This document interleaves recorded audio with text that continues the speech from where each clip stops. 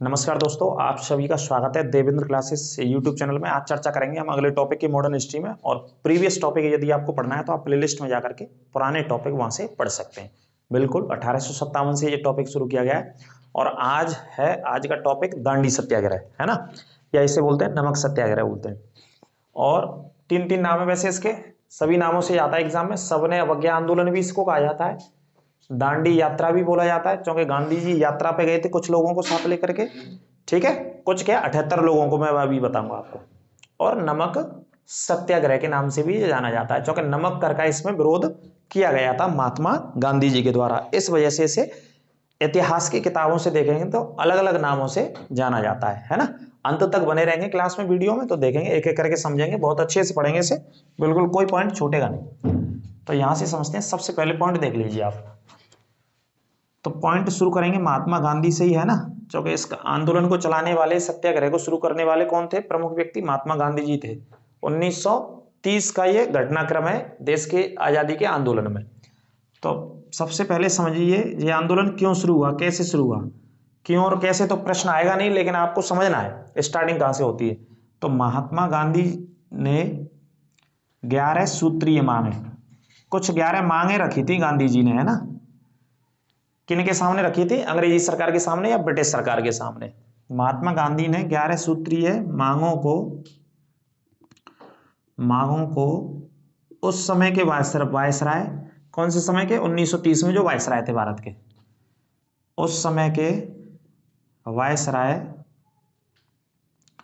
Lord Irwin थे। ये भी याद रखना है आपको, हमेशा एग्जाम में पूछा जाता है, क्योंकि काफी इंपॉर्टेंट आंदोलन था, तो इस वजह से वायसराय को हमेशा पूछता है एग्जामिनर, है ना। समय के वायसराय लॉर्ड इरविन के समक्ष रखा था। समक्ष या सामने लिख लेंगे, सामने रखा था मांगों को, है ना। अब इन 11 मांगों में क्या क्या मांगे थी वो कुछ मैं लिखा रहा हूं उदाहरण के तौर पे, है ना। ज्यादा इतना डिटेल में तो नहीं पढ़ना, लेकिन फिर भी आप याद रखिएगा कौन कौन सी गांधी जी ने 11 मांगे रखी थी, किसके सामने? लॉर्ड इरविन जो वायसराय था 1930 में। देखो सेकंड पॉइंट में 11 मांगों में 11 मांगों में निम्नलिखित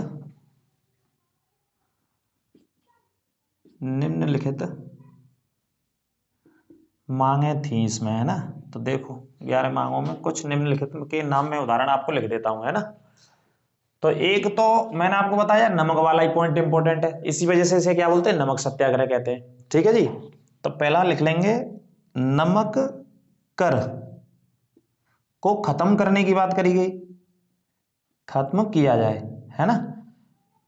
जो समुद्रों के किनारे व्यक्ति रहते हैं, गरीब लोग रहते हैं, जो अपनी रोजी रोटी भैया भाई उसी काम को करके चलाते हैं, तो उनसे क्या है, ब्रिटिश सरकार नमक बनाने वाले लोगों से इस टैक्स को ना प्राप्त करे, है ना। नमक कर को खत्म किया जाए, एक तो ये मांग रखी। कौन सी मांगों में थी? ये 11 सूत्री मांगों में।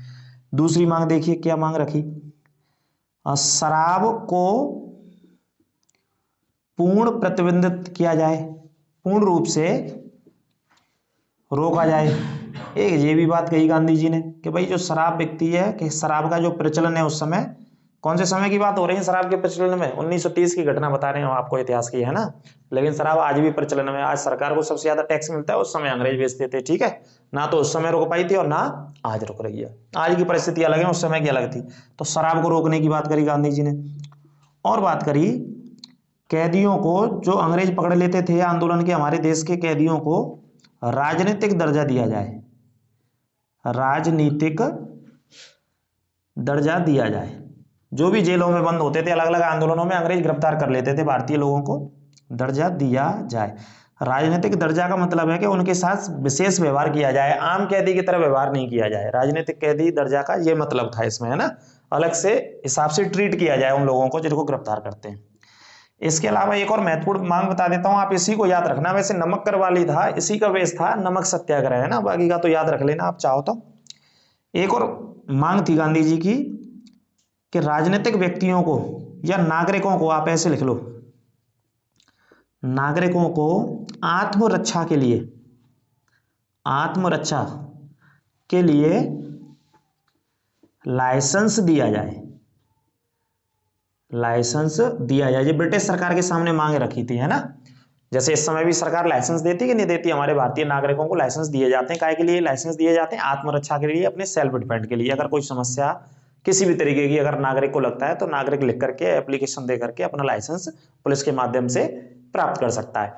उस समय भी आत्मरक्षा के लिए गांधी जी ने लाइसेंस की बात करी, राजनीतिक दर्जा देने की बात करी, और शराब को पूरे तरीके से पूर्ण प्रतिबंध लगाने की बात करी, और नमक से टैक्स को या कर को खत्म करने की बात करी थी। किसने बात करी? महात्मा गांधी जी ने। और कौन सी मांगों में शामिल थे? 11 सूत्रीय मांगों में शामिल थी। और वायसराय कौन थे? लॉर्ड इरविन के सामने, है ना। तो लॉर्ड इरविन ने इन सभी मांगों को, महात्मा गांधी जी की मांगों को खारिज कर दिया, बिल्कुल स्वीकार नहीं किया, अस्वीकार कर दिया। इस वजह से गांधी जी को यह आंदोलन या सत्याग्रह आप एक तरीके से कह सकते हैं शुरू करना पड़ा। ठीक है। और गांधी जी ने एक बात भी बोली थी कि मैंने रोटियां मांगी थी अंग्रेजों से, ब्रिटिश सरकार से, लेकिन मुझे क्या मिले? पत्थर मिले। तो ये लाइन भी गांधी जी की यहाँ पे आप चाहो तो नोट कर सकते हो, है ना। इस तरफ मैं आपको बताऊंगा तो लिखेंगे महात्मा गांधी ने, नोट करते रहेंगे, महात्मा गांधी ने कहा था कि मैंने ब्रिटिश सरकार से, लॉर्ड इरविन भी आप लिख सकते हो, यहां पे ब्रिटिश सरकार की बात हो रही है, ब्रिटिश सरकार से रोटियां मांगी थी। ये कहावत है उस समय गांधी जी ने जो कही, रोटियां मांगी थी लेकिन मुझे पत्थर मिले,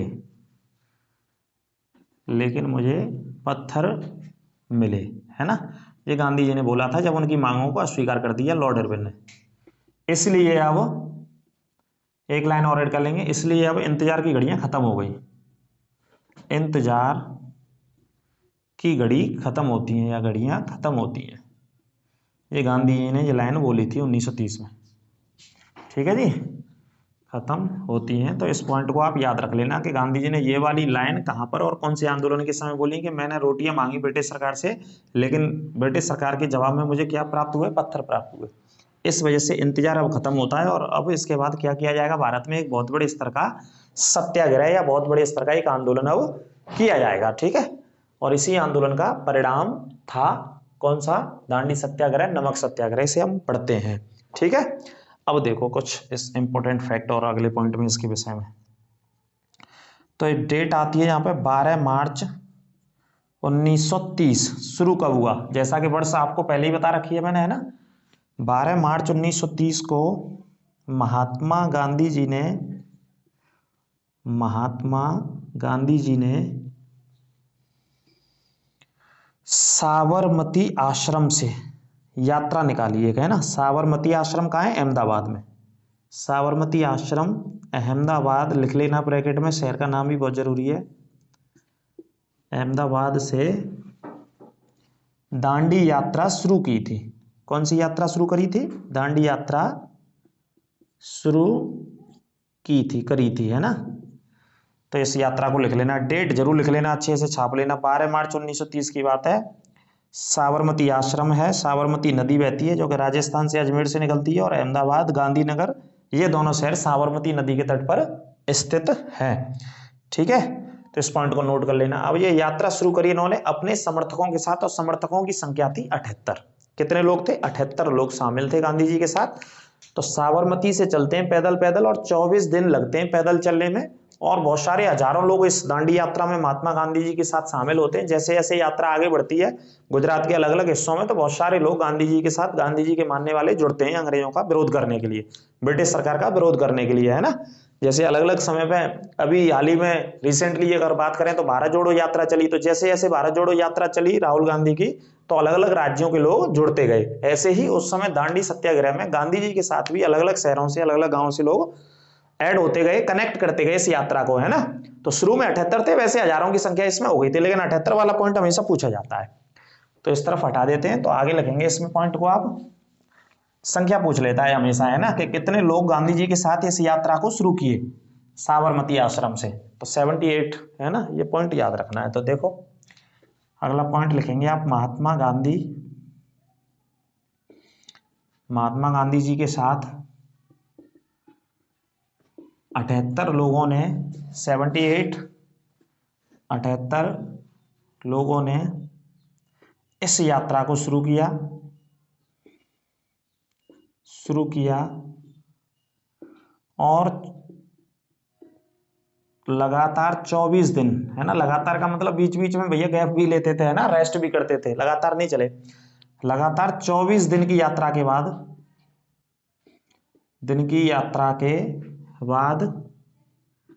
24 दिन तक पैदल चलते हैं। अहमदाबाद से लेकर के गुजरात में ही एक स्थान, जगह का नाम है, यहाँ पे लिखा हुआ है दांडी नामक जगह, जिस समुद्र के किनारे पड़ती है। 24 दिन की यात्रा के बाद दांडी पहुंचे और वहां प्रतीक के तौर पर, सिंबल के तौर पर, प्रतीक के तौर पर नमक कर कानून को तोड़ा। अंडरलाइन कर लेना इसको, नमक कर कानून को तोड़ा था। ठीक है, प्रतीक के तौर पर जो अंग्रेजों ने कानून बना रखा था उसी को तोड़ना था अल्टीमेटली, इस वजह से नमक सत्याग्रह का भी नाम दिया गया है ना।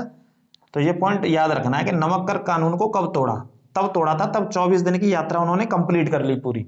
और कहां तक कंप्लीट कर ली, जगह का नाम दांडी, है ना, ये लिखा हुआ है हमने, समुद्र किनारे। और कितने लोग गए गांधी जी के साथ चल करके, 78 लोग, है ना। ये पॉइंट पूछे गए भाई सब पेपरों में, एग्जाम में, इनको तो याद ही रखना है, ये पॉइंट पूछे जाते निकाल के एग्जामिनर द्वारा। ठीक है, जैसे ही नमक कर को तोड़ा प्रतीक के तौर पे जो अंग्रेज टैक्स लगाते थे, इसी के बाद फिर एक नया नाम आता है इसी आंदोलन में, और नया नाम आता है जो ऊपर लिखा है मैंने, सविनय अवज्ञा आंदोलन। कब शुरू हुआ आपसे पूछा जाए तो हमेशा ऑप्शन में मिलेगा, तो डेट आपको लगानी है 6 अप्रैल। 6 अप्रैल का उत्तर आप वहां पे देंगे, 6 अप्रैल, और वर्ष तो आपको पता ही है 1930 ही रहेगी आंदोलन में, है ना। और स्टार्टिंग हो रही है 12 मार्च से, तो 24 दिन चले, 24 दिन इसमें जोड़ देंगे तो डेट आ जाएगी 6 अप्रैल की। तो आगे लिखेंगे आप 6 अप्रैल 1930। ये दोनों में अंतर है, ध्यान रखना। यदि पेपर में आ जाए क्वेश्चन, ध्यान देना है दोनों पॉइंटों पे, क्वेश्चन आ जाए कि दांडी सत्याग्रह कब शुरू किया महात्मा गांधी जी ने, तो आंसर ये आएगा, ऑप्शन में मिलेगा। ऑप्शन में दोनों मिल सकते हैं, लेकिन आंसर आपको ये लगाना है 12 मार्च 1930, दांडी सत्याग्रह या नमक सत्याग्रह आ जाएगा तो ये यही वाला आंसर लगाना है। प्रश्न आएगा आपके लिए, सविनय अवज्ञा आंदोलन कब शुरू किया महात्मा गांधी जी ने, तो 6 अप्रैल 1930 को महात्मा गांधी जी ने सविनय अवज्ञा आंदोलन शुरू किया। बस ये अंतर है दोनों डेटों में, सविनय अवज्ञा आंदोलन शुरू कर दिया था। और देश में जितने भी गांधी जी के फॉलोअर्स थे, अलग अलग नेता थे, सभी से आशा की गई कि वो अपने अपने क्षेत्रों में, अपने अपने राज्यों में, खास करके समुद्र के किनारे वाले क्षेत्रों में अंग्रेजी सरकार का विरोध करें, ब्रिटिश सरकार का विरोध करें। कौन से कानून के तहत, इसी नमक कर जो कानून लगा करके रखा है ना। तो बहुत सारे अनेक लोगों ने इसमें बढ़ चढ़ करके भाग लिया और भारत के अलग अलग हिस्सों में, अलग अलग राज्यों में यात्राएं निकाली गई, है ना। जैसे गांधी जी ने तो गुजरात से शुरू करी, इसी के क्रम में इनको एक फॉलो करने वाले एक व्यक्ति थे उस समय के जाने माने नेता, राजा जी के नाम से फेमस थे हमारे भारत में, श्री राजगोपालचारी के नाम से वो जाने जाते हैं। आजाद भारत के गवर्नर जनरल भी बने वो 1947 के बाद, है ना। जब माउंटबेटन वापस चले गए तो माउंटबेटन अपना पदभार किसे देकर के गए, चक्रवर्ती राजगोपालचारी को। तो उन्होंने दांडी सत्याग्रह को कहां से चलाया, वो जाने माने नेता थे तमिलनाडु के, उन्होंने तमिलनाडु से चलाया। और गांधी जी ने कहां से चलाया, गुजरात से। गोपचंद चौधरी ने कहां से चलाया, उड़ीसा से। तो अलग अलग राज्यों से, है ना। के कलप्पड़ ने कहां से चलाया, केरल से। ठीक है, और पश्चिमी सीमा प्रांत में बात करेंगे जो कि इस समय पाकिस्तान में चला गया देश के विभाजन के बाद, 1947 में देश अलग अलग हो गए, तो पश्चिमी सीमा प्रांत कहां चला गया, पाकिस्तान में। लेकिन उस समय कहां था, हिंदुस्तान में। 1930 की बात कर रहे हैं इस आंदोलन में हम। ठीक है, तो वहां से चलाया था अब्दुल गफ्फार खान। ठीक है, दो लोग ऐसे हैं जिनको, विदेशी दो लोगों को भारत रत्न दिया हुआ है हमारी सरकार ने, एक अब्दुल गफ्फार खान को दिया है और दूसरे नेल्सन मंडेला जो दक्षिण अफ्रीका के राष्ट्रपति हैं। इन्हीं दो लोगों को अभी तक भारत रत्न दिया गया है ना। इनके बारे में फिर आपको किसी क्लास में बढ़िया से और अच्छे से बताएंगे, दोनों व्यक्तियों के बारे में, और पढ़ाएंगे। तो अलग अलग लोगों ने क्या चलाया, इस यात्रा को गांधी जी के कहने पर अलग अलग राज्यों से चलाया और अंग्रेजों का विरोध किया। और कौन से कानून का विरोध किया, एक कानून की बात कर रहे हैं, नमक कर। नमक कर को, जो लोग गरीब लोग हैं जो अपना रोजी रोटी चला रहे हैं और अंग्रेज उनसे भी टैक्स वसूलते थे, इसी का विरोध किया गया इसके तहत। ठीक है, और तो विरोध किया ही पूरे देश में अलग अलग हिस्सों में। अब उन्हीं की बात कर लेते हैं, आगे नोट करते रहेंगे। देखो आते हैं अब अलग अलग राज्यों में। अब वही प्रश्न पूछे जाते हैं कि भैया आपसे पूछ ले कि नागालैंड से बताइए सविनय अवज्ञा आंदोलन को किसने नेतृत्व किया, नागालैंड से, गांधी जी के कहने पर। गांधी जी ने इधर से चलाया तो अलग अलग राज्यों से सरोजिनी नायडू का आ जाता है। सरोजिनी नायडू जी ने भी मिलकर के गांधी जी के साथ बहुत सारे आंदोलन किए, गोलमेज सम्मेलन में भी गई और इस आंदोलन में भी भाग लिया दांडी सत्याग्रह में, है ना। तो देखो अब एक एक करके समझ लेते हैं जो भी प्रश्न यहां से आते हैं। तो पॉइंट लिखेंगे, सभी गांधीवादी नेता थे। पीछे क्या पढ़ लेते हैं हम, गांधीवादी नेता। क्यों गांधीवादी? गांधी जी को मानने वाले नेता गांधीवादी नेता कहलाते हैं। गांधीवादी नेता राजगोपालाचारी। ये प्रश्न जो मैं पहला ही पॉइंट लिख रहा हूं, ये कई बार पूछा गया, यूपीएससी से लेके पीसीएस से लेके समीक्षा अधिकारी से लेके पता नहीं अनेक परीक्षाओं में ये पॉइंट पूछा गया यहां से, है ना। याद रखिएगा बहुत अच्छे से। गांधीवादी नेता राजगोपालाचारी ने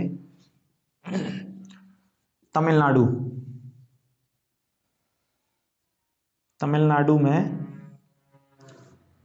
इस यात्रा को शुरू किया था। और आप जानते हैं तमिलनाडु में क्या है, समुद्री राज्य, शुरू किया था। अब एक पॉइंट और इसमें मैं बता देता हूं कि इनके जो शहर थे, वो दो शहरों के बीच में इन्होंने यात्रा करी है ना, एक तिरुचिरापल्ली से वेदरायण। ये प्रश्न पूछा गया कई बार। तिरुचिरापल्ली से, आराम से लिख लीजिएगा, ऑप्शन में दिखेगा तो टिक कर देना, याद करने की कोई जरूरत नहीं है ऐसे कठिन शब्दों को। तिरुचिरापल्ली से, और दूसरे जगह का नाम है वेदरायण तक यात्रा की थी, है ना। किसने यात्रा करी है? राजगोपालाचारी ने। और दोनों जगह कहाँ पे हैं? तिरुचिरापल्ली से वेदरायण, दोनों तमिलनाडु की जगह और समुद्र के किनारे स्थित है। यहाँ पे भी लोग रहने वाले नमक बनाते थे, इन पे भी ब्रिटिश सरकार टैक्स लेती थी, है ना। तो जहां जहां ज्यादातर समुद्र के किनारों वाले राज्यों में ही ये चली, और भी अलग राज्यों में चली, ऐसी बात नहीं, समुद्र के किनारे वाले राज्यों में। आगे देखिए, उड़ीसा से आपसे पूछ लेगा कि भाई उड़ीसा का बता देना, उड़ीसा से किसने किया? तो उड़ीसा में बस एक व्यक्ति का नाम याद रखना है, गांधीवादी नेता थे। उड़ीसा से गोपचंद चौधरी ने नेतृत्व किया इस यात्रा का, है ना। अब अलग अलग नेताओं के नाम याद रखने, बस नेतृत्व किया था। कौन सी यात्रा का नेतृत्व किया? वही दांडी सत्याग्रह चल रही थी पूरे भारत के, जी अलग अलग राज्यों में, है ना। तो ये अंडरलाइन कर लेना, उड़ीसा वाले व्यक्ति थे चौधरी साहब। चौधरी से याद रखना, पूरे आंदोलन में चौधरी एक ही मिलेंगे, जहां चौधरी आ जाए उड़ीसा आंसर लगा दो इस आंदोलन में, बस, है ना। कुछ ऐसे लॉजिक से याद रखने बस आपको। और ये तो बहुत फेमस ही व्यक्ति है राजगोपालाचारी। इनको किस नाम से जाना जाता है?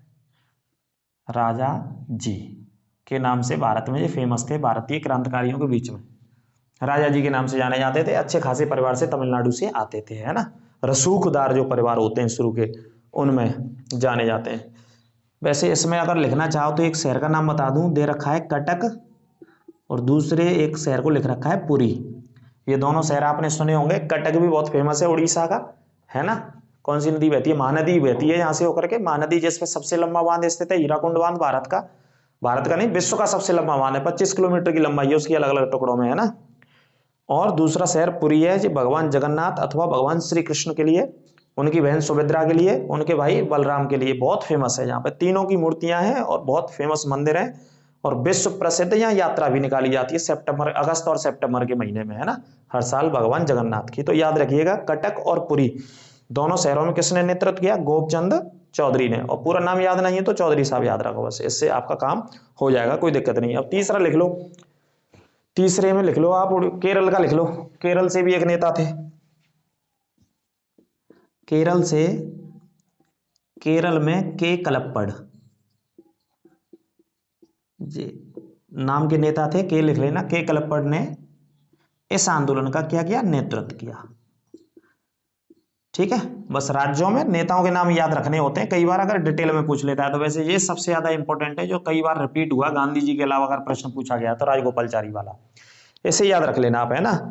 अब सबसे इंपॉर्टेंट बात है इसमें, नागालैंड में एक लड़की का उल्लेख आता है। लड़की बोलेंगे, महिला बोलेंगे, किताबों में तो महिला ही लिखा हुआ है। वैसे अगर 13 साल की बोलेंगे तो भैया लड़की कहेंगे, 13 साल की उम्र में, है ना। 13 साल की उम्र में इस आंदोलन में भाग लिया नागालैंड से, उसने नेतृत्व किया नागालैंड का। कौन से आंदोलन में? इसी गांधी जी के आंदोलन में, सवर्ण अवज्ञा आंदोलन बोल लीजिए, बोलेंगे इसे तो 6 अप्रैल के बाद। लेकिन यात्रा को पढ़ेंगे तो क्या पढ़ेंगे? दांडी सत्याग्रह या दांडी यात्रा पढ़ेंगे उसे। तो एक लड़की थी, उसने 13 साल की उम्र में दांडी सत्याग्रह के माध्यम से अंग्रेजों का विरोध किया अपने राज्य नागालैंड में। तो लिखेंगे 13 वर्षीय महिला,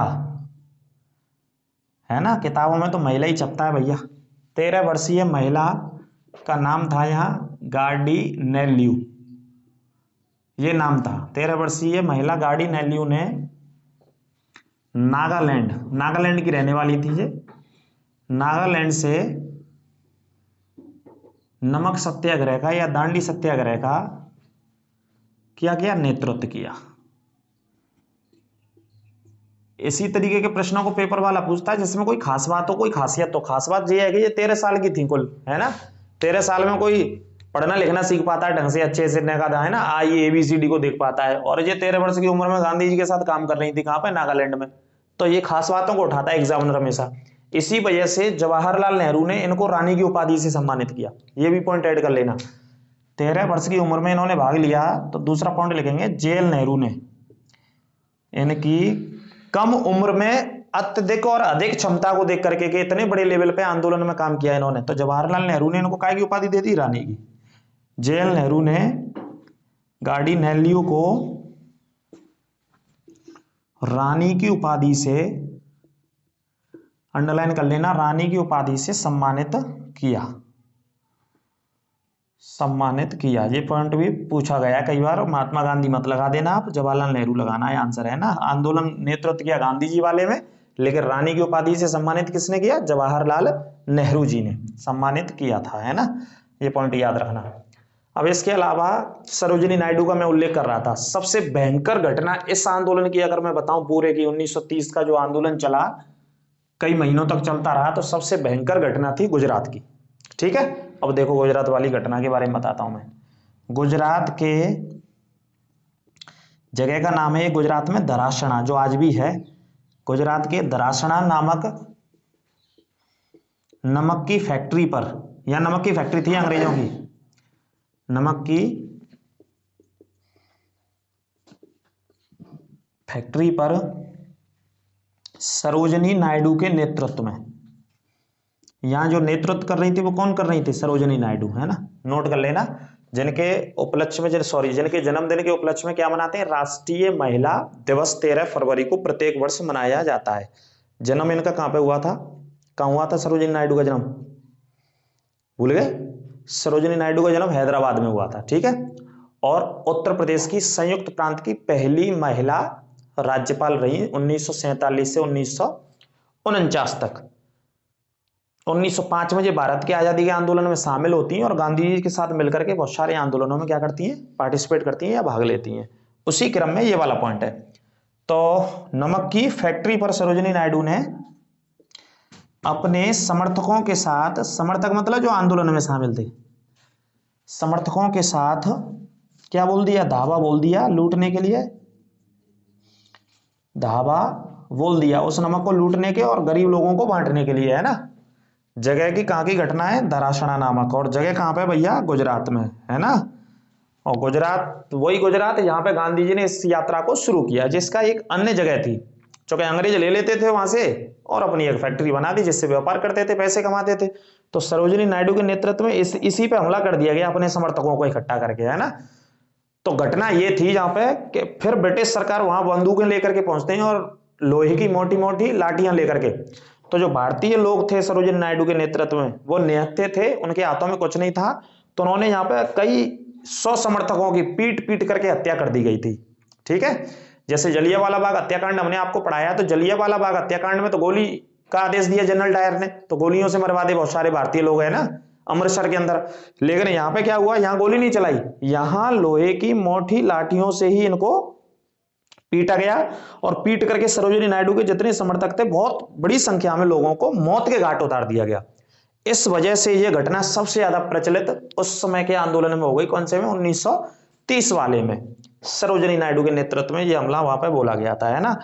तो अमेरिका का एक पत्रकार था वेब मिलर, जो कि गांधी जी के साथ साबरमती आश्रम में रहता था, समय बिताता था उस समय, और ब्रिटिश सरकार के कारनामों को छापता था वो, है ना। चूंकि अमेरिका का पत्रकार था तो अमेरिका तक चीजों को वो ब्रॉडकास्ट करता था, छापता था, वहां पर भी जाती थी उसके अखबार और मैगजीन्स वगैरह, है ना। तो उसने लिखा है कि मैंने अपने जीवन के इतिहास में ऐसा दिन कभी नहीं देखा कि अंग्रेजों ने लाठियों से पीट पीट करके भारतीय लोगों की हत्या कर दी। उन्होंने अपने अखबार में छापा इस घटना को, यहाँ की घटना को, दरासना की घटना को। अंग्रेज का नाम वेब मिलर था और अखबार का नाम फ्रीमैन था। तो ये दोनों भी लिखेंगे आप। जो पत्रकार था ये था वेब मिलर और इसके अखबार का नाम था फ्रीमैन, जिस अखबार में जिसने इस घटना को छापा था, है ना। ये अखबार था, इसे लिख लेंगे आप अलग से। और ये गांधी जी के साथ आंदोलनों को कवर कर रहा था, गांधी जी के साथ रह करके, है ना। अमेरिका का निवासी था वैसे। तो इस घटना को इसने अपने जीवन के इतिहास की बहुत ही निंदनीय घटना बताया कि इस तरीके से पीट करके मार दिया, है ना। तो दराशना को पॉइंट को याद रखना है आपको। अब आगे देखेंगे इसमें, इधर से मैं हटा देता हूं एक एक करके, क्योंकि बड़ा आंदोलन है 1930 का। गांधी जी ने फुल गुस्सा में शुरू किया था, जब मैं आपको बता दूं। गुस्सा में इस वजह से शुरू कर दिया गांधी जी ने। वैसे गांधी जी का उद्देश्य क्या रहा है जीवन भर, दक्षिण अफ्रीका से लगा करके भारत में सत्य और अहिंसा। लेकिन गांधी जी को भैया अब यहाँ क्या, अब यहाँ हिंसा तो गांधी जी ने मना कर दिया, हिंसा नहीं करनी है, अहिंसा से काम करना है। लेकिन हिंसा किसने कर दी? अंग्रेजों ने हिंसा कर दी, भारतीय लोगों को मार दिया पीट पीट करके बहुत बड़े पैमाने पर, है ना। तो उस पत्रकार ने छापा अपने अखबार में, इस घटना को कवर किया।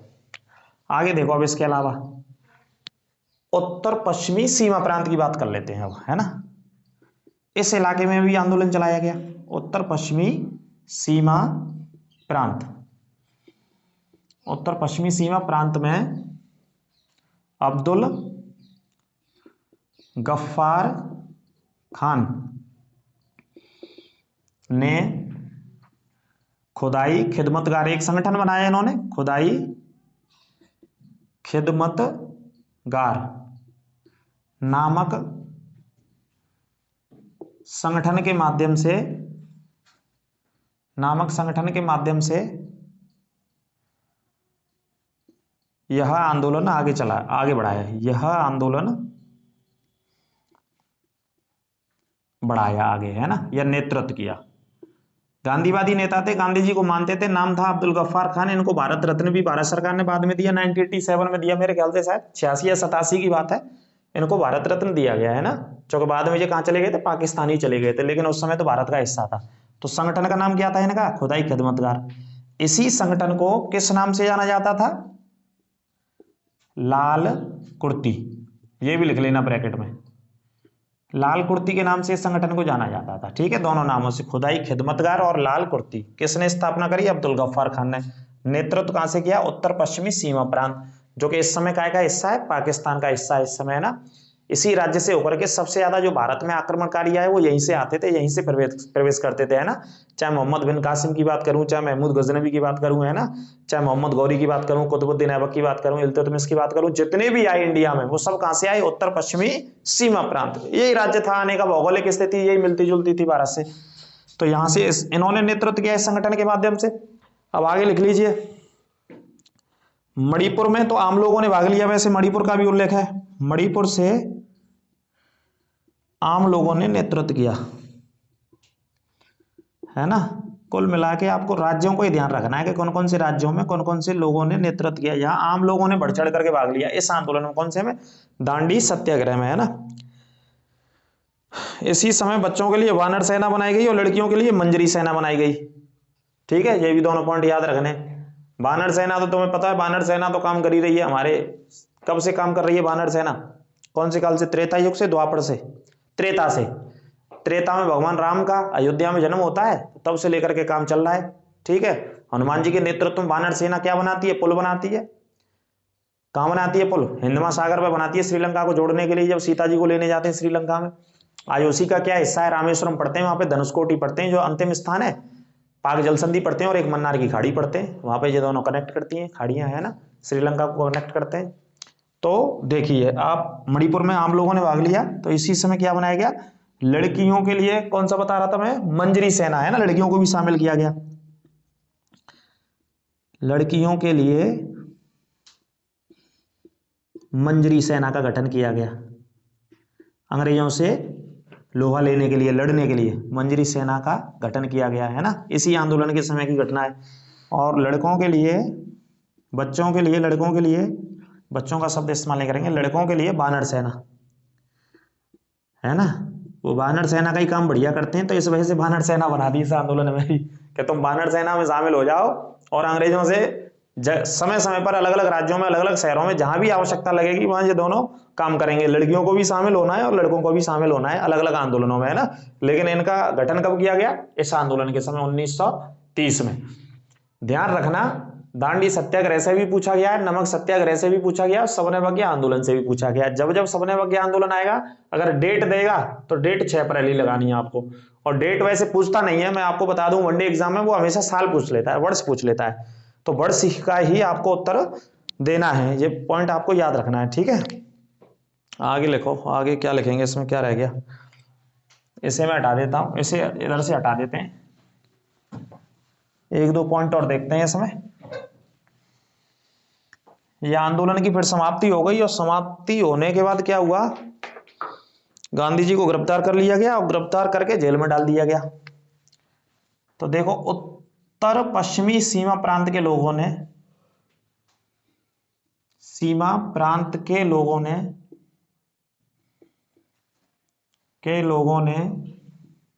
गांधी जी को एक नाम दे दिया था। यहां पे गांधी जी को एक नाम दिया था, उस नाम को याद रख लेना आप, मलंग बाबा। मलंग बाबा नाम दे दिया था, ठीक है। गांधी जी को इस आंदोलन की जैसे जैसे समाप्त हो रहा था, खत्म हो रहा था, उस घटना के बाद गांधी जी को गिरफ्तार कर लिया। और जैसे ही गांधी जी को गिरफ्तार कर लिया तो ये आंदोलन धीमा हो गया, बिल्कुल स्लो हो गया। नेतृत्वकर्ता एक व्यक्ति को बनाया गया था, वो अगली क्लास में हम आपको बताएंगे। आप कमेंट बॉक्स में बताना, जब गांधी जी को गिरफ्तार कर लिया गया तो इस आंदोलन को कौन से नेता ने आगे बढ़ाया, ये आप कमेंट बॉक्स में करके हमें बताएंगे। हम नेक्स्ट क्लास में आपको इसके बारे में अवश्य बताएंगे, है ना, कि नेतृत्वकर्ता कौन थे। इसके बाद फिर क्या होता है, गांधी अरविंद समझौता होता है 1931 में। ये 30 का आंदोलन था, 30 से लेकर के लगभग 30 तक चला। तो उसमें एक मदन मोहन मालवीय थे और एक जयकर करके नेता थे, MR जयकर। इन दोनों के प्रयासों से गांधी इरविन समझौता होता है महात्मा गांधी के बीच में, और वायसराय मैंने आपको बताया कौन था, लॉर्ड इरविन। तो इन दोनों के मध्य में 5 मार्च 1931 को समझौता होता है। वो समझौता नेक्स्ट क्लास में हम आपको पढ़ाएंगे। इस क्लास के बारे में आप बताना क्लास कैसी लगी। अगर कोई शक समस्या है तो कमेंट बॉक्स के माध्यम से बताएंगे। और गांधी जी के गिरफ्तार होने के बाद किसने नेतृत्व किया इस आंदोलन का कुछ समय के लिए, वो आप कमेंट बॉक्स के माध्यम से अवश्य बताएंगे। और चैनल को ज्यादा से ज्यादा आप सब्सक्राइब करें। अगली क्लास में फिर आपसे मुलाकात करेंगे। निःशुल्क पढ़ने के लिए देवेंद्र क्लासेस यूट्यूब चैनल को विजिट करें। नमस्कार।